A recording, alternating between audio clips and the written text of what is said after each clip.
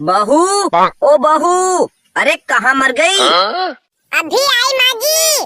अरे करम जली, सुबह के 10 बज गए हैं। नाश्ता क्या दोपहर को बनाएगी क्या? अरे माँ जी, मैं थोड़ी सी इमली खा रही थी। अरे बहू, तू इमली खा रही है?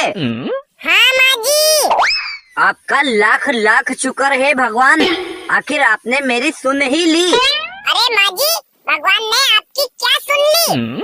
अरे हमारे घर में खुशियाँ आने वाली हैं। अब हमारे घर में भी किलकारियाँ गूंजेगी। माँ जी, क्या आप उम्मीद से हो? क्या कहा? मैं पूछ रही हूँ, क्या आप प्रेग्नेंट हो? अरे बहू, तू ये कैसी बात कर रही है?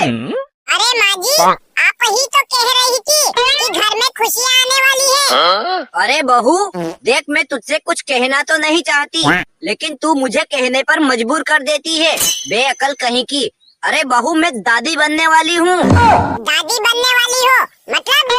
अरे हाँ, तू माँ बनेगी और मैं दादी बनूंगी। अरे माँ जी, आपको किसने बोल दिया कि मैं माँ बनने वाली हूँ? देख बहू, मुझसे मजाक मत कर, नहीं तो मैं तेरी चोटी खींच दूंगी। मुझे सब पता है कि तू अभी इमली खा रही थी। अरे माँ जी, वो क्या है कि मैंने कल थोड़ी सी ज्यादा पी ली थी, जिसकी वजह से मुझे हैंगओवर हो गया था।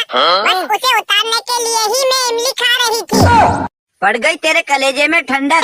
मुझे पहले ही पता होना चाहिए था कि तू दारू पीती है, नागिन कहीं की। चल अब वो सब छोड़ और खाना बना ले। देखो माँ जी, मेरे बाबूजी ने तुम्हें दहेज के 5 लाख रुपए दिए हैं, इसलिए मैं तो अब खाना बनाने वाली नहीं हूँ। अरे बहू, तू खाना नहीं बनाएगी तो क्या करेगी? मैं तो बस टीवी देखूंगी और कुछ नहीं करने वाली हूँ। मैं अभी जाकर उस टीवी को फोड़ देती हूँ। अरे माँ जी, खबरदार जो मेरी टीवी और मेरे दहेज के किसी सामान को हाथ लगाया तो मैं आप और आपके बेटे दोनों को हथकड़ी लगवा दूंगी।